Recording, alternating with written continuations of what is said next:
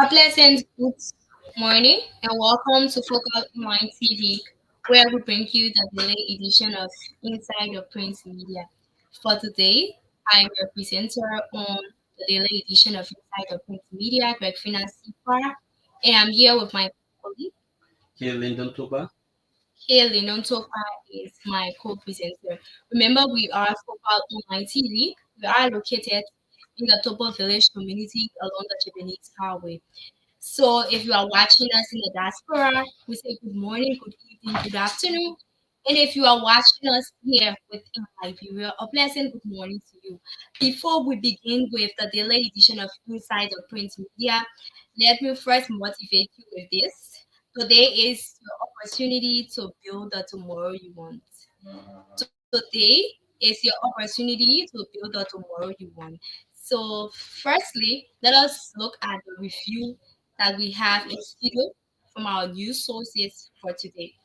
So, we have with us in studio the Daily Observer newspaper, we have the Hot Pepper newspaper, we have the Front Page Africa newspaper, we have the Independent Probe newspaper, along with our international sources for our information this morning. We have our source from BBC and we have our source from ABC. Kelly Nontokba, how are you? How do you feel I'm this very morning? fine. It is good to be back after a long weekend. You know, it is indeed amazing to be back. And thanks to all our viewers, our people, our regular followers on the platform who make it their responsibilities to always follow in, to be updated with news around Liberia and Africa and the world at large. Oh, that's great. Looking at all of the happenings now, we will be facing today as a country, all of the different programs and events. How do you feel about it? What is your expectation? What Well, is your today, as per the intelligence I have gathered so far, Liberia is into a very crucial electionary period. So there are lots of things that will be happening today, especially with regards to today. I'm being told that the coalitions for democratic change supporters will be converging at their at their party headquarters to appreciate President Weah for his level of leadership, for his level of stewardship, for his level of supervisions and other stuff that he has been able to execute in the period of 5 years. So today is a very basic day in terms of politics. So far so good. That's it. Okay, so before we commence with the news headlines and details, we will take a short break. When we get back, we begin our news headlines and details from our source data of our newspaper. So before we go for our break, do not forget, today is your opportunity to build the tomorrow you want. We will be right back shortly. Thanks for watching. Keep on sharing our live stream as we get back to you in a short period of time with the news and headlines.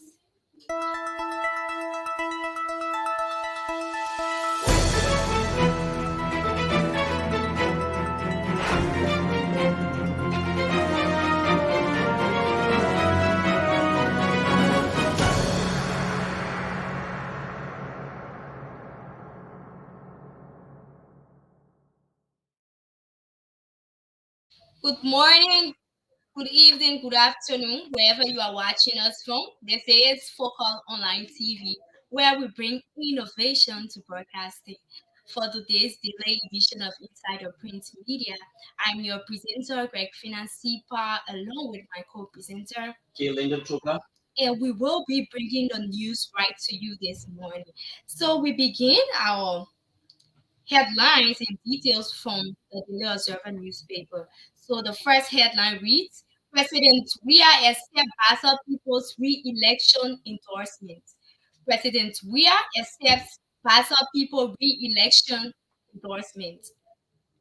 The president, President George Weah, has received one of the most significant supporters for his re-election bid as the people of Grand Bassa County, a populous province, came out in their numbers over the weekend to endorse him. In a statement delivered to the president, July 15, the Bassa people, through their leaders, noted their decision was triggered by their satisfaction with Ria's demonstrated competence and passion in developing Liberia, stabilizing the economic peace and stability over the last 6 years. Before the statement was read and delivered, the people of Bassa unveiled their seriousness, honesty, and commitment by coming out in their thousands, swarming every nook and corner of Bikiana City, and displaying traditional rituals of moral bonds to the president, whose mother hailed from Bassa. In various remarks, traditional chiefs, religious and women leaders, and youth voiced their appreciation and gratitude to the government and Dr. Weah for the substantive development undertaken in every part of the country, including Grand Bassa County. We now move over to another headline in the news in details, still under the Daily Observer newspaper. The headline: Johnsonville residents rescued from cow wahala. Johnsonville residents rescued from cow wahala. The CEO of Uptown Garage, Ansu Belity, has come to the rescue of some residents of the township of Johnsonville who found themselves at the center of a bizarre and potentially dangerous situation. The panic erupted in the community and far beyond when an alleged letter threat was issued by a Malian national whose cow got killed by a group of unknown residents after the domestic beast reportedly went astray and began acting violently in the area. Fear of doom later descended over the community when the Malian national sought to use spiritual means as vigilance against all those who consumed or participated in killing of his cow if they refused to pay the US 1,100 United States dollars cost he demanded. Raising the necessary funds, however, became a significant challenge, with the identity of the Malian national still unknown, but appearing serious about the threat. Fear began to spread among the UPC community in Johnsonville and its surrounding areas.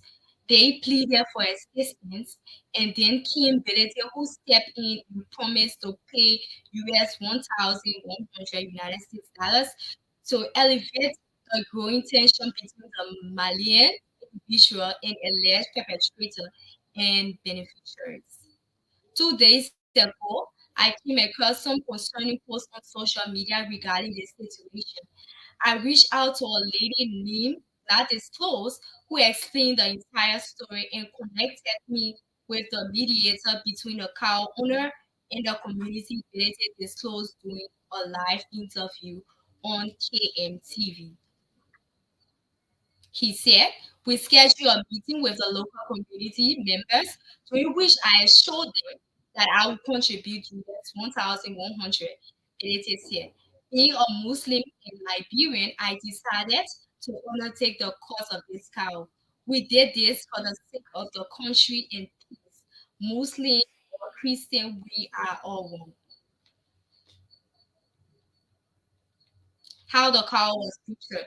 According to Pan Sako, who claimed to be a chairman of Block D UPC community, the cow saga began on Eid Adha, Ibrahim's Day, a popular Islamic holiday celebrated annually. Sako noted that the cow was butchered after it went astray and became violent, and when the owner found out, he demanded US 1,100 as payment plus 30,000 he allegedly spent while searching for the lost cow. They came here. They took sin and said, we will go to Mali and do whatever we can do if those who kill and ate the cow do not agree to pay for it. Pence who claimed that his daughter is one of the cow meat, told the Liberian news agency, we are afraid, and this threat is no joke. People are confirming that this Malian man is capable of living up to his threat. The cow in question, is said to hold great significance to the unknown Malian national as it provided sustenance and support to his family. Cows, given their size, are known to use substantial amounts of meat and are typically shared within a community rather than being consumed by a single family. This makes it challenging to determine exactly how many persons may have partaken in the meat from the stolen cow. A lady identified as Fatu claimed that the incident took place on June 28 when they noticed a strange cow in the community at 5 a.m. and tried to calm it down. She said, but their efforts were in vain as the cow exhibited violent behavior chasing children and other community dwellers. We now move over to another headlines and news in details under the Daily Observer newspaper. Representative Hills illegally acquires 300 acres of customary lands in Bone County. Representative Hills illegally acquires 300 acres of customary land in Bone County. Representative Apple Hills Jr. purchased 300 acres of customary land in a clan in Kokoya district and planted rubber on it, investigating by the Daylight Fund. Hills purchased the land from an elder named John Lowe in 2019 for an undisclosed amount. The land lies in Kukon Clan in the Kokoya statutory district of Bone County. The purchase was illegally as the Land Rights Act of 2018 prohibits the sales of customary lands until 2068. Customary land is an area collectively owned by rural communities, and its recognition is the main highlights of the law.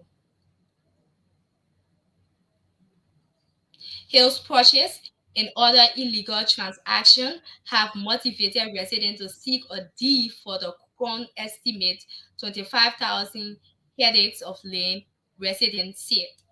Lowe admitted he sold the clan's land to Hills, who represent Bone County Electoral District Number 1, where Kokoya falls. Some of Lowe's relatives who benefited from the illegal transaction said it's undetermined the development of their family and clan. We now move over to another headline of the Daily Observer newspaper. Councillor Scott lawyers file motion for speedy trial.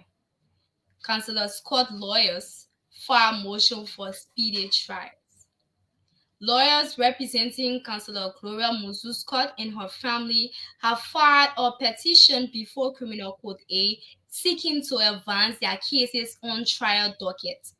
The move comes as a significant development in the legal proceedings involving Scott and her family, who have been charged in a high-profile murder case. Defendants submit that this request is consistent with our laws, practice, and procedure controlling in this jurisdiction, and therefore granting same is proper to ensure due process clause of our law that calls for speedy trial and an impartial hearing, the defense lawyer said.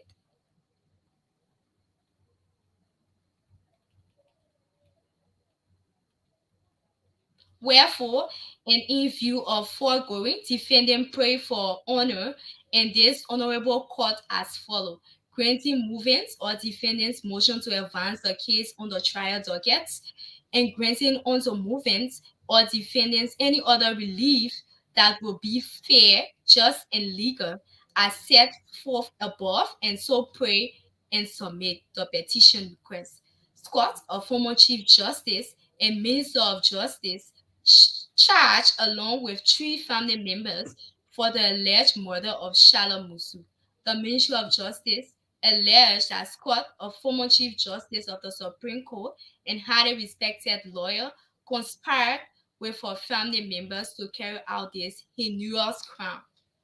The accused has, however, vehemently denied the charges, claiming that the deceased was killed in an alleged armed robber attack on the home of Scott in the night hours of February 22nd in the township of Broadview. The defendant's petition was filed on July 14. It is guaranteed under the constitutional doctrine of the right to a speedy and fair trial. This is how we now move over to the front page Africa. Lenon Topa, what do we have for today? Well, thank you for such a beautiful reading of on the front page Africa newspaper. We have front page Africa dives into details leading to the court order closing down Spoon Network. Front page Africa dives into details leading to the court order closing down Spoon Network.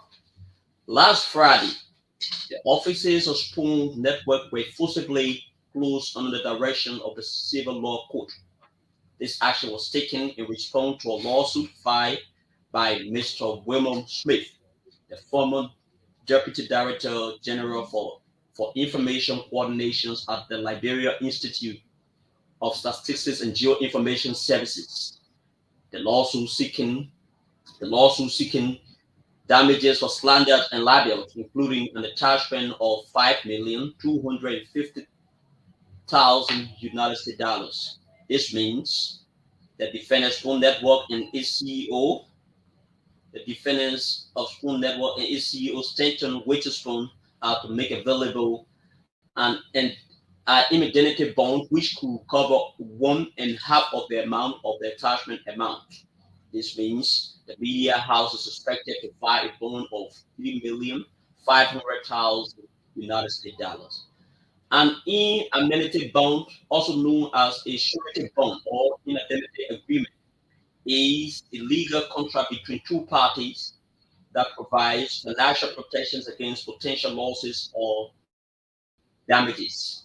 It is a form of insurance that ensures one party will compensate the other party for any losses incurred due to a specific event or circumstances.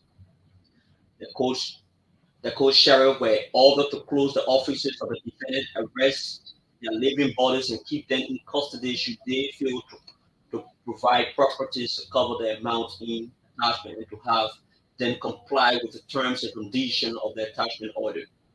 The complaint in January of this year,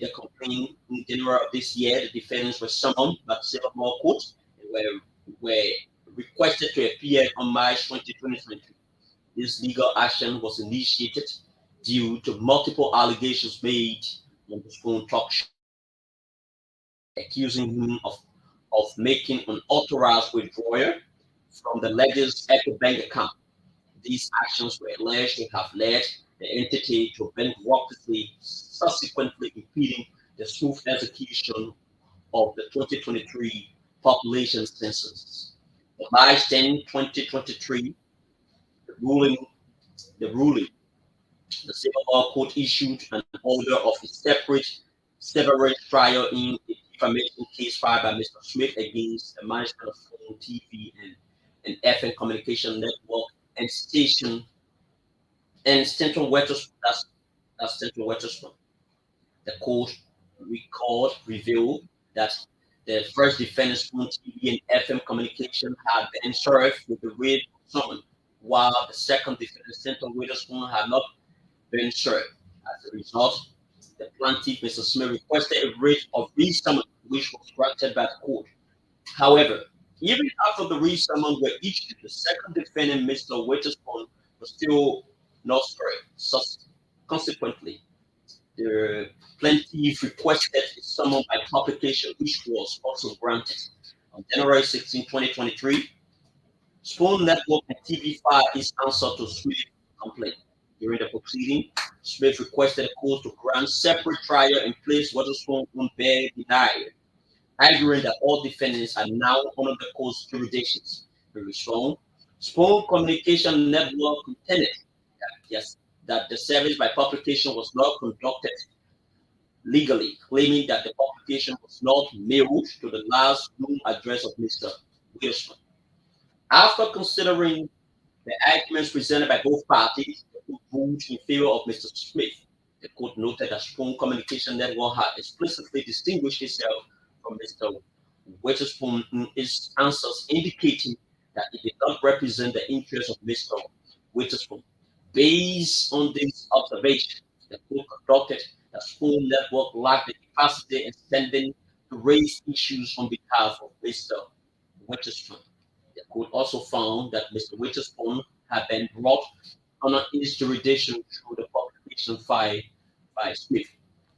As a result of the court rule that all parties were under his jurisdictions, however, due to Mr. Witherspoon's location outside the Republic of Liberia, it was deemed impossible to try both parties together. Citing the relevant sections of the civil procedural law, the court granted Mr. Smith's request for a separate and separate trial. The resistant argument presented by the first was denied. Additionally, since Witherspoon had failed to file an answer to the plaintiff's complaint, they were placed on their denial. Still on the front page, Africa newspaper. Ministry of Public Works faces backlash over road construction contracts. Ministry of Public Works faces backlash over road construction contracts. The government of Liberia, specifically the Ministry of Public Works, is on fire for its handling of road construction projects in the country. 2 years ago, the ministry entered into an oral agreement with road construction company Desire to take the construction and maintenance of the crucial 130 kilometers road between Synod and Middlesex County known as Lot 2 RT Bridge to Synod County. The project valued over $1,905,280.80 has entered numerous issues, leaving travelers stranded and raising questions about the effective use of taxpayer funds. Despite the government having paid 60% of the contracted amount, the company has failed to complete the project, with only 83% of the work to be finished. Consequently, travelers to the affected region now face tremendous difficulty reaching their destinations during long delays and even being forced to spend days in muddy conditions. This has sparked widespread concern among Liberians who feel that their hard-earned money has been wasted on a road that remains incomplete and inaccessible.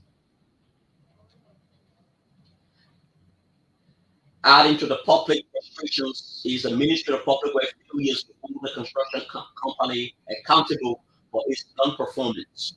Instead of ensuring compliance and completion of the project, the ministry has awarded new contract to the same company in other locations despite its track record of non-compliance. In a perplexing development, the ministry granted Desire an additional contract worth 1,350,000 United dollars to construct the road between Tapeta and Zle town in Grandide.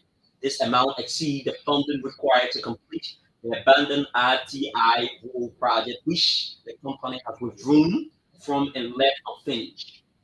Still on the front page, African newspaper. Uh, Deputy Speaker J. Funatiko filed to receive Golden Image Award for empowering Liberians. Deputy Speaker J. Funatiko filed to receive Golden Image Award for empowering Liberians. Deputy Speaker J. Funati Kofat has announced as the recipient of the prestigious 2023 Golden Image Outstanding Award in the category of empowerment.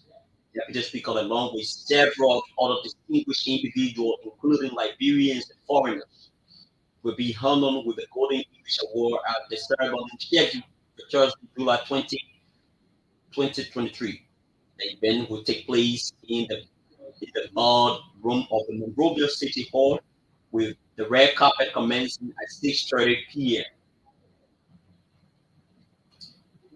This year marks the 13th edition of the Golden Image Award since its establishment in 2011. And His Excellency George Manguia, the President of the Republic of Liberia, is the convener for the award. A letter addressed to Councillor Kofi, representative of District 2, Braintree County, dated July 10, 2023, the National Secretariat of the Golden Image Award, in collaboration with the Liberia Crusader for Peace, and the government of Liberia formally announced the selection as the winner of 2023 Golden Image Award in the national level category of empowerment. The selections of the entity follows a comprehensive research and vetting process of individuals, organizations, and countries that were submitted by a network of national and international committee members to the National Secretariat of the Golden Image Award for scrutiny in September 2023. The community stated. So we will now move over to the financial part, Thank you, as this marks Kelly. the end of Front Page Africa news publications. Thank you, Kelly Nonsupa, for the information you provided for the Liberian people this morning. So before we proceed with the Hot Pepper newspaper, we love to acknowledge all of our viewers watching us. We have Andy Booker Charanko is watching us. He's here, he's watching from Michigan Stephanie down whose comfort zone. We have Jacob Menti. I'm taking a look from my email. Thank you for watching. We have Raphael George Kamara. He's watching from Kiri Street. We say thank you to all of our viewers. If you are watching us from the diaspora, we are saying thank you. Continue to share our live stream. Sometimes you just invite someone to join as we bring the information right to you. So we now move straight to the hot pepper newspaper. The headlines: Drug bill signed into law. Drug bill signed into law. President George Weah has signed into the law the Control Drug and Substance Act of 2023, commonly called the Drug Law. The president carried out the landmark duty on July 12th after the drug bill was recently passed by the national legislature following months of thoughtful introspections and deliberations. The new law aims to regulate, restrict, control, limit, or eradicate the illegal exports and importation, as well as the flagrant use, abuse, and proliferation of narcotic substance within the bailiwick of the Republic. The law, in part, provides penalties for specified offenses such as the unlicensed and unauthorized importation of controlled drugs or substance into the country. The law, for example, states a person commits an offense if he or she purposely or knowingly imports into law any controlled drugs or substance without a license from the minister. It further added the offense of unlicensed importing of controlled drug or substances shall be graded as where the subject matter of the offense is a drug or substance as prescribed by the ACT, that is the Act.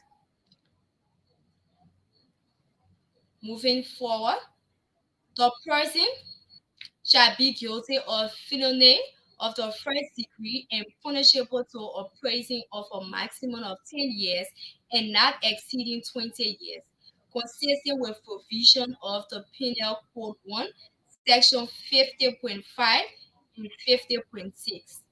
It is clearly noted that the offense shall be a grave offense and shall not be viewable. The Act outlines where the subject matter of the offense is a drug or substances listed in Schedule 2, 3, and 4 of the law to be used for the purpose of trafficking, the person shall be guilty of a second degree felony punishable to a prison term of not less than 5 years and not exceeding 10 years, pursuant to the provision of Section 50.5, Section 50.6, the Penal Law of Liberia. As the matter of bill, as the matter of bill, the estates only cash to the value of the bond or cash deposit in the bank to the value of the bond as evidenced by a bank certificate. With regard to unlicensed manufacture or controlled drugs or substance, a person commits an offense if he engaged in the manufacture or preparation of any drug or substance listed in the Schedule 1, 2, 3, and 4, or precursor or essential chemicals listed in Table 1 and Table 2 of Act without a license. The passage of the subsequent signing of the law, according to an executive mansion release, further signifies President Biya's commitment to fight illegal drugs and substance abuse, a menace that has plagued society, endangering and robbing thousands of Liberian youth of a better future. We now move over to another headline under the hot pepper newspaper. Liberty Party expels Nombli Kanga Lawrence. Liberty Party expels Nombli Kanga Lawrence. The Liberty Party, that is the LP, has expelled and revoked the membership of its former political leader and Grand Bassa County Senator, Nombli Kanga Lawrence, for choosing to align with and supporting the Unity Party, UP, in the presidential bid of Ambassador Joseph Human Boakat in the ensuing election. In your notice of expulsion and revocation of membership addressed to Senator Kanga Lawrence, signed by the LP's national chairman Musa Hassan Bedesi, the LP said it has come to the attention of the Liberty Party, that is the LP National Execute Committee, that you have been named to and have accepted the position of campaign chair for the United Party 2023 Presidential and General Elections Commission team. The LP expulsion and revocation of membership notice stated, we respect the freedom of association is a right guaranteed to all Liberians under our constitution, and we interpose no objection to you exercising the right. However, you will also respect that as an LP member and a senator elected under the LP ticket, you are duty bound to maintain the party line and support party policies agreed by a majority of the party leadership. You are fully aware that the LP convention, the highest decision-making body of the LP, has approved and authorized LP's status as a member of the Collaboration Political Parties, CPP, and has endorsed Mr. Alexander B. Cummings as the standard bearer of the CPP. Your action will signal that you are no longer aligned with the LP's mission, vision, and objectives, and that you have instead chosen to align with and support the UP's mission, vision, and candidates in the issuing elections is a clear abdication of your duties as an LP member. In light of the above, please let this letter serve as formal notification that you have effective immediately been expelled from the Liberty Party and your membership in the LP has been revoked. The National Election Commission has clarified that no aspirant has yet been clarified to contestant or to contest the October 10th general election and presidential election. So this is how we now move over to Kelly Nontopa for the independent news. Thank you, Griffin and Sipa, for such an eloquent presentation again. Also, I have with me the Independent Folk newspaper. Agricultural Ministry, no, that's Agricultural Minister, very, very impressed with Jetty's rubber processing plant investment. Agriculture Minister, very, very impressed with Jetty's rubber processing plant investment. The Minister of Agriculture, Mrs. Jenny Miller Cooper, has expressed how very impressed she is with the over 27 million rubber processing plant investment that Indian man Object Shin Kadiva has erected in Wyatt, Maggie County. I am very, very impressed with the state of the art rubber processing plant. It has been a long time since I have seen one set up here in Liberia. The Minister of Agriculture said Saturday, July 15 in Wyatt. Mrs. Cooper spoke to journalists after she had been led on a guided tour of the facility by investor Shadiva. The minister said that in the past time there were other rubber processing plants, but none, and even some of the ones that are now in operations in Liberia can match with Shadiva, who is more famously known in Liberia as Mr. Jetty has. In addition to the state-of-the-art machines that Jetty has in his factory, the minister expressed and marveled how Jetty intends to handle the environment. There are other things that impress me, and maybe he doesn't know yet. It's not so much that he has this factory, but that he is also taking into consideration the environment, the way that he is going to do the handling, the wastes, the way that he is going to be treating the water, the way that he has set up a recycling process that the plant can reuse the wastewater and not get wasted into the environment, he said. Mr. Cooper didn't stop there with her impression. Plus, she has half the time that she told me that he could have established this processing plant. He had told me in 2024, but yeah, we are in the middle of 2020 and he already has the plant basically operational. The minister disclosed that Jetty is going to fully start operation of the plant on August 24, 2023, which is one of Liberia's major holiday, the Flag Day. Strapping Jetty processing plant in the overall economy and as it relates to the smallholder farmers in the industry. The agriculture minister, who is the second female to occupy the post in Liberia's post-war existence, said that over the years, many farmers having farms with size of between 10 to 50 acres have joined the ministry, which started as a big industry, not for smallholders, she said. She said those other farmers have nowhere to sell their rubber. To turn a rubber plantation, you need so many things inside the market where you are going to sell. You need vehicle, you need input supplies, you need to be able to pay your payroll, etc. It is a cash crop that's quite an expensive one for an individual to set up. So the minister said that Liberian farmers in the rubber industry, in the rubber business, they need an outlet in order to sell their rubber. But but what is good is that we have a few companies that buy from Liberian farmers. What happened periodically is that Firestone has always had the monopoly.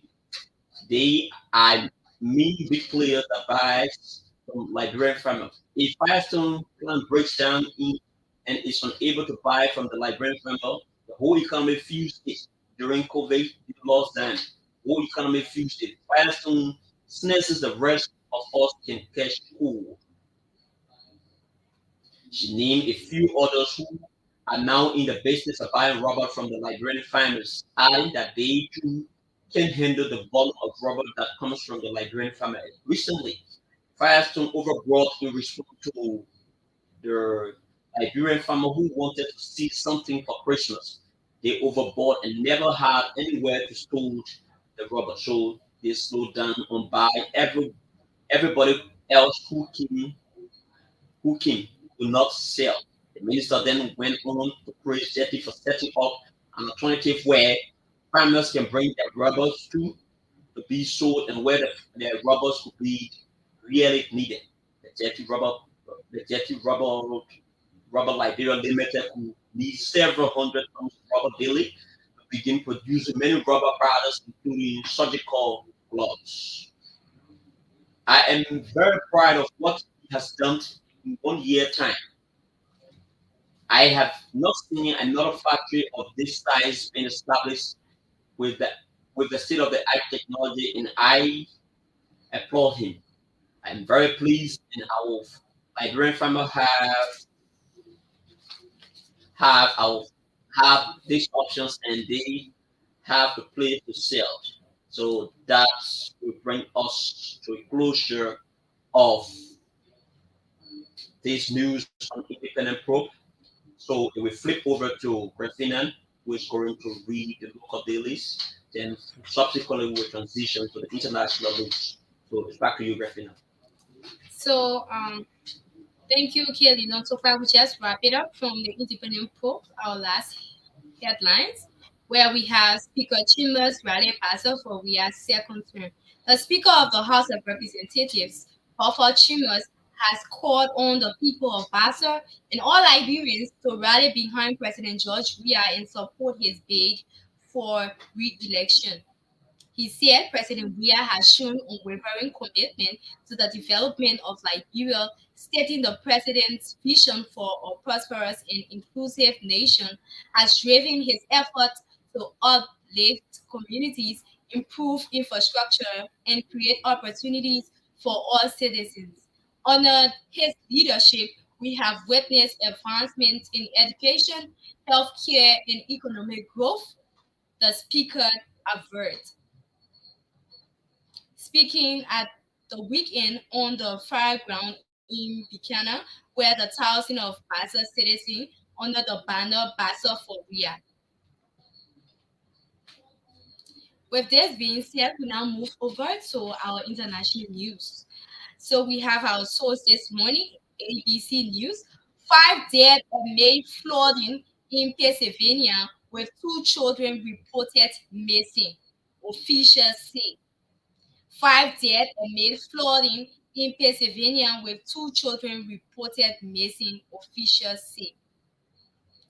5 people have died and as many as 2 people remain unaccounted for after torrential rain caused flash flooding in Upper Markfield Township in Pennsylvania Saturday, officials in Bucks County said Sunday. Authorities are still searching for 2 siblings, a 9-month-old baby and a 2-year-old girl. This is how we close up for our international source. I'm saying thank you for watching. Thank you for sharing our live stream. So all of our viewers, we appreciate your effort. This show is run from Monday to Friday every every day at 10 a.m. to 10:45 p.m. If you are watching us in the diaspora, we say thank you for watching us. To our technical team here at Focat Online TV, we appreciate you and we are sending our gratitude message to you. On behalf of the team here in studio, your presenter, Greg Finance Par, along with my co-presenter. So we close up today the daily edition of Inside the Print Media. Remember, we are Focal Online TV and we are located within the Topo Village community along the Japanese Highway. Before I leave you, today is your opportunity to build your tomorrow. Today is your opportunity to build your tomorrow. Still blessed. Keep pushing as we will be back again tomorrow with the news in details and the headlines as well.